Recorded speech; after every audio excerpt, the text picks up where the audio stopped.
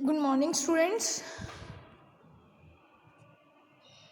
Today we will discuss about our next and last topic of optics unit, diffraction and polarization. क्योंकि कल अपन किया सी interference of light की सीगा भी मतलब जी लाइट है जी आप पा रहे होंगे वो यूनीफॉर्म नहीं रही। क्यों नहीं रही? क्योंकि वो वे दे विच की आ जाते हैं टू कोहेरेंट सोर्सिस आ जाते हैं, दैन वो जी लाइट की डायरैक्शन है वो यूनीफॉर्म ना रहन करके की हो जाती है ऑल डायरैक्शनस दे विच एक्सपैंड हो जाती है ना।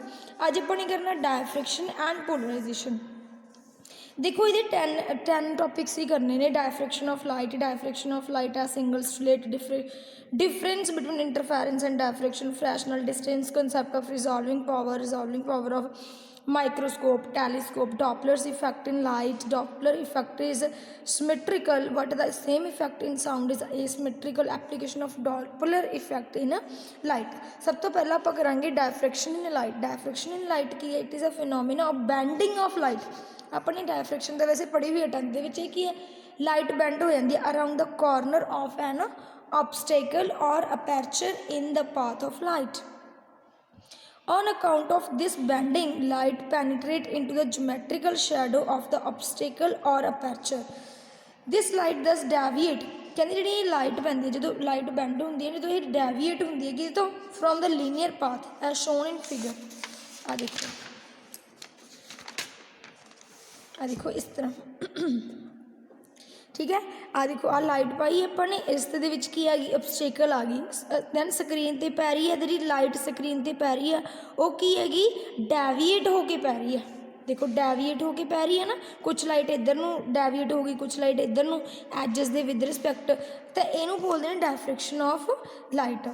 तो ये चीज़ हो गई एक। तो कहते जिहड़ा ये डायफ्रैक्शन का फिनोमिना ये सारिया टाइप ऑफ वेव्स के लिए सेम है। सारिया टाइप ऑफ वेव्स आप पढ़िया हुई ना, साउंड वेव्स, रेडियो वेव्स, सारिया के लिए सेम है।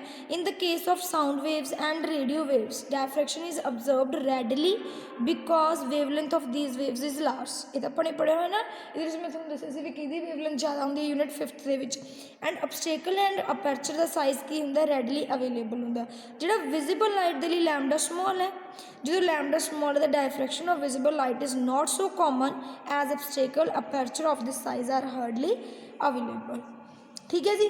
तो हूँ आ देखो दो तरह की डायफ्रैक्शन ऑफ लाइट होंगी है, एक तो होंगी अपने को फ्रैसनल, एक होंगी है फ्रॉनहोफर। बस एक गल याद रखनी है, जी फ्रैसनल होंगी है ये सोर्स ऑफ लाइट होंगे और द स्क्रीन और both are at finite distance. Fresnel किते होंगे फाइनाइट डिस्टेंस से होंगे फ्रॉम द ऑब्स्टेकल, बट जो फ्रॉनहोफर होंगे वो सोर्स ऑफ लाइट दे स्क्रीन होंगे ने दोनों इनफिनाइट डिस्टेंस से होंगे। समझ गई? आ देखो सोर्स, दैन अपने को जी अपने को आह लाइट पै रही है, दैन ये ने फाइनाइट ने लाइट की ने फाइनाइट, बट ये जी लाइट पा रहे हैं इनफिनिटी तो पा रहे हैं। दैन अपने को बस आई गल याद रखनी है, फ्रैसनल के लिए की है अपने को फाइनाइट डिस्टेंस से होंगे ने दोनों, एंड फ्रॉनहोफर से की होंगे ने इनफिनाइट डिस्टेंस से होंगे। ठीक है जी। एक अगे अगे आ गया अपने को, हाँ जी, एक तुसी आद अपने किए हुए ने ना फिनोमिनाज पाथ डिफरेंसिस अपने कल भी किए सीगे, ये तो करन दी जरूरत नहीं हैगी, मैं तुहानूं दसदी हाँ। हाँ जी, एक आ गया फ्रैसनल डिस्टेंस। फ्रैसनल डिस्टेंस पहला उस तो पहला देखो differences, difference between interference and diffraction. Differences की ने देखो इंटरफेरेंस का मतलब की होंगे सुपरपोजिशन कर देंगे ना two distinct waves coming from to coherent sources. तो ये की होंगे डायफ्रैक्शन के result of superposition of secondary wavelet coming from the different parts of the same wavefront. ये तुसी जिहड़ा हाँ डिफरेंस है तुसी रीड कर लियो, ये सौखा ही है। देखो फ्रैसनल डिस्टेंस की होंगे, फ्रैसनल डिस्टेंस की होंगे the angle of diffraction for central maximum this है, and in travelling distance Z, जो जैड ट्रैवल कर दिया दैन अपने को जी width of beam would become N.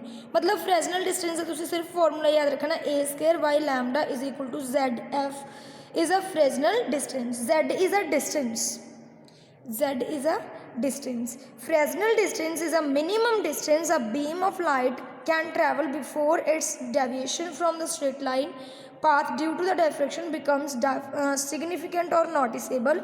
Fresnel distance varies directly, कि में वेरी कर दिया directly as the square of size, आ की है size of the slit, and आ की है wavelength, it is inversely proportional to the wavelength of light.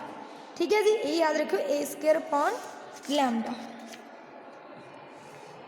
हुण देखो आ एक रिजॉल्विंग पावर होंदी है, रिजॉल्विंग पावर का क्वेश्चन आ जाता गा। रिजॉल्विंग पावर देखो अपने कोल की है, resolving power of an optical instrument is a power, एक ही एक पावर है, एबिलिटी है किसदी, इंस्ट्रूमेंट दी, to produce distinctly separate images of two closely spaced objects, two spacely closed object. It is ability of the instrument to resolve or to see the separate images of two closely, मतलब एक bright एक dark दिख रही है ना, दोनों दो images दिख रही ने, दैन इन्हों बोलते हैं रिजॉल्विंग पावर। जी रिजॉल्विंग पावर आ वो आप माइक्रोस्कोप की भी करांगे एंड टैलीस्कोप की भी करांगे। ठीक है, मैं तुहानूं माइक्रोस्कोप की करवानी है पहले। The limit of resolution of the microscope is measured by the minimum distance between two-point object whose images in the microscope are just as seen as separate। तो देखो D का फॉर्मूला अपने को है D is equal to lambda by 2 sin theta. अगर अपने को if the medium between the object and objective lens of the microscope is a transparent, तो वह रिफ्रैक्टिव इंडेक्स म्यू हो गया, म्यू नाल तुसीं डिवाइड करता D is equal to lambda by 2 mu sine theta. तो जो रिजॉल्विंग पावर आई उन्नी जिन्नी वैल्यू घटती जाऊगी D की उन्नी रिजॉल्विंग पावर ज़्यादा होगी, तो फिर 1 बाई D आ गया 2 mu sine theta by lambda. ये तो सिंपल सीगा अपने को माइक्रोस्कोप की। एंड अगे आ गया अपने को टैलीस्कोप। टैलीस्कोप का अपने को की फॉर्मूला आ गया, ये भी वही है अपने को the limit of resolution of the telescope is measured by the angle T theta. ये की सी थीटा, ये अपने को मिनीमम डिस्टेंस की सी अपने को मिनीमम डिस्टेंस अपने को डी सी एंड थीटा की सी थीटा, मतलब ये थीटा सी, ये की है D theta. Subtended at its object by this two distinct objects, दो डिस्टिंक्ट ऑब्जेक्ट्स लेने से स्टार्स, स्टार ले लो कोई भी ले लो है ना, दो ऑब्जेक्ट लेने हैं। देखो डायफ्रैक्शन पैटर्न बन रहा, स्टार का आ बन गया एक आ बन गया। तो the formula D theta Y lambda upon D या फिर D theta is equal to 1.22 lambda upon D. तो ये रिजॉल्विंग पावर आ गई अपने को टैलीस्कोप की। Theta D theta is equal to resolving power of telescope 1 by D theta होगी ना, डी वाई 1.22 लैम्डा। एक तुम आ याद रखो 2 mu sine theta upon lambda. Okay जी, अगे आ गया अपने को Doppler effect in light. Doppler effect in light की है, according to Doppler's effect whenever there is a relative motion, अगर रैलेटिव मोशन है between a source of light and observer, जी एपरेंट फ्रीक्वेंसी है लाइट दी received by the observer is different from the frequency of light emitted actually from the source of light. मतलब जी light वो receive करूगा वो different होगी कितों जी आप light पा रहे हैं, वो डॉपलर इफेक्ट आ। अपन पता lambda is equal to C upon nu होंगे है ना। तो अपने को की है एपरेंट फ्रीक्वेंसी जी अनुमानित फ्रीक्वेंसी है number of light waves received per second by the observer. तो nu dash is equal to nu plus nu by lambda, lambda की वैल्यू सी अपॉन लैम्डा अपन पता ही है आ गई। जे अपने को न्यू डैश जी एपरेंट फ्रीक्वेंसी वो ज़्यादा हो as compared to nu, then nu dash is equal to nu 1 minus V upon C आ गई। जे लैस दैन आ गई दैन आ चीज़ आ गई। अपने को सिंपल फॉर्मूला तुसीं इहदा याद रखना, ठीक है, आ वाली गल, ठीक है। एक होंदा अपने को ब्लू शिफ्ट, एक होंदा रेड शिफ्ट, आ याद रखियो। When the source and observer approach each other, जे एक दूजे को अप्रोच कर गए मतलब डेल्टा वी जी है न्यू पॉजिटिव आ गई, एपरेंट फ्रीक्वेंसी इंक्रीजेज होगी और एपरेंट वेवलेंथ डिक्रीजेज होगी, दैन वो ब्लू शिफ्ट है। जे वो एक दूजे तो अवे चले गए दैन वो कड़ी हैगी रेड शिफ्ट। याद रखियो lambda B is less than lambda R. तो ये गल याद रखो भी जो अप्रोच कर गए फिर तो ब्लू शिफ्ट आ, मतलब एपरेंट फ्रीक्वेंसी बढ़ जाऊगी, एपरेंट वेवलेंथ घट जूगी, ठीक है जी। उस तो बाद आ गया अपने को सिंपल आगे आ गया Doppler effect in light is symmetrical but the same effect in sound. Light के डॉपलर इफेक्ट सिमेट्रिकल है बट साउंड के एसिमेट्रिकल है। किमें the Doppler effect in sound is asymmetrical because of source of sound moving through a material medium in which listener is at rest. ਇਹਦੇ ਵਿੱਚ listener ਕੀ ਹੁੰਦਾ, rest ਦੇ, is physically a different situation from that a listener moving through that medium.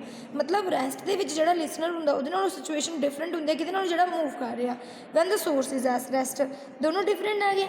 But light ਦੇ ਵਿੱਚ ਕੀ ਹੁੰਦਾ, it is not possible to identify a medium relative to which the source of light ਔਰ observer is moving.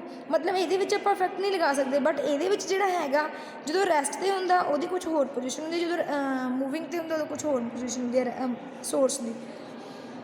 Applications ਕੀ ਨੇ Doppler effect ਦੀਆਂ, applications ਦੇਖ ਲਓ, ਤੁਸੀਂ ਰੀਡ ਕਰ ਸਕਦੇ ਹੋ ਕਿਹੜੇ ਕਿਹੜੇ ਯੂਜ਼ਸ ਕਿੱਥੇ ਕਿੱਥੇ ਇਹਨਾਂ ਨੂੰ ਯੂਜ਼ ਕੀਤਾ ਜਾਂਦਾ। ਰਡਾਰ ਦੇ ਵਿੱਚ ਯੂਜ਼ ਕੀਤਾ ਜਾਂਦਾ, ਸੋਨਾਰ ਦੇ ਵਿੱਚ। Radar means radio detection and ranging and sonar means sound navigation and ringing. ਅੱਗੇ ਕੀ polarisation of light. Polarisation of light ਕੀ ਹੈ, ਆ ਦੇਖੋ, the phenomena of restricting the vibration of light in a particular direction perpendicular to direction of the wave motion is called the polarization of light। ਆ ਦੇਖੋ ਦਿਖ ਰਹੀ ਹੈ ਨਾ ਲਾਈਟ, ਅਨਪੋਲਰਾਈਜ਼ਡ ਲਾਈਟ। ਆਪਾਂ ਨੇ ਕੋਈ ਪ੍ਰਿਜ਼ਮ ਵਿੱਚ ਦੀ ਜਾਂ ਫਿਰ ਕੋਈ ਐਜ਼ ਅ ਨਿਕੋਲ ਪ੍ਰਿਜ਼ਮ ਰੱਖਿਆ ਜਿਹਦੇ ਥਰੂ ਦੀ ਜਦੋਂ ਆਪਾਂ ਨੇ ਲਾਈਟ ਨੂੰ ਪਾਸ ਕੀਤਾ, ਦੈਨ ਉਹ ਲਾਈਟ ਕੀ ਹੋ ਗਈ, ਪੋਲਰਾਈਜ਼ਡ ਹੋ ਗਈ। ਦੈਨ ਉਹਨੂੰ ਬੋਲਦੇ ਨੇ ਪੋਲਰਾਈਜੇਸ਼ਨ। ਜਿਹੜਾ ਕ੍ਰਿਸਟਲ ਐਕਟ ਕਰਦਾ ਵਿਚਾਲੇ, ਜਿਹੜਾ ਉਹਨੂੰ ਪੋਲਰਾਈਜ਼ ਕਰ ਰਿਹਾ, ਦੈਨ ਉਹਨੂੰ ਬੋਲਦੇ ਨੇ ਪੋਲਰਾਈਜ਼ੇਸ਼ਨ।